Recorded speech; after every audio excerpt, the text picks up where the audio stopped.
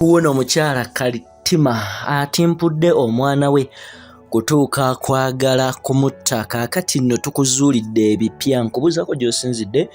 Weebale nnyo weebale ddala okuva n'ogoberera enteekateeka zaffe ez'omuzinziro ez'omuggondo. Subscribinga, sharinga, commentinga, genda ku mitimbagano gyonna otugoberere ffe tweyongere okuweereza amawulire agaliwo kaakati bassebo ne bannyabo nsobola okuvaayo ne nkutegeeza nti tegawooma yadde.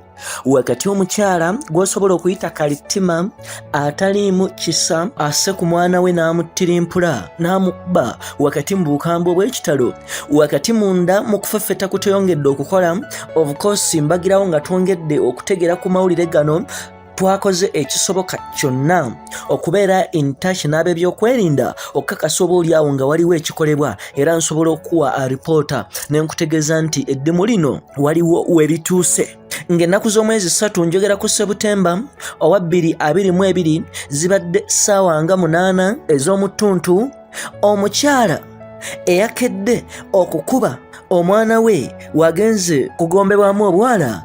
Osobola okwewuunya wakati omukyala yakera ku makya n'azaala omwana ebbujje ate waamukakkanako n'amukuba ng'alinga oba akuba simasi ekintu ekitalina bulamu oba mu luzungu kye tusobola okuyita non-living thing, naye ate bassebo ne bannyabo ng'omukyala akka ku mwana omulamu.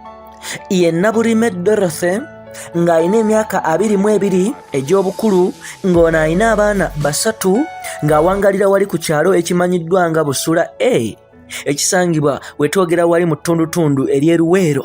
Ono agenze okukakkana ku mwana we ow'emyaka 2 n'amukuba wakati ng'agezaako okumugamba okwekuuta nga wamulangira no butamanya kukozesa mazzi, but of course osobola oteebereza kisoboka kitya omwana ono ow'emyaka 2 okwekuuta. Of course ayinza okuba asobola, naye ate tolina kumutuntuza wakati ng'ogezaako okumuyigiriza okukola kino kye yabadde agezaako okumulagirira. Agguddwako emisango okuli ogwa tocha. Kati nkolera ekintu kimu, subscribinga, sharinga, commentinga, ffe tukongera okukolera okufeffeta okw'omuzinzi yonna gy'osinzidde. Yenze Ssemaganda Moses Hope ku lwa Kampala Media TV. Nkwebaza otugoberera.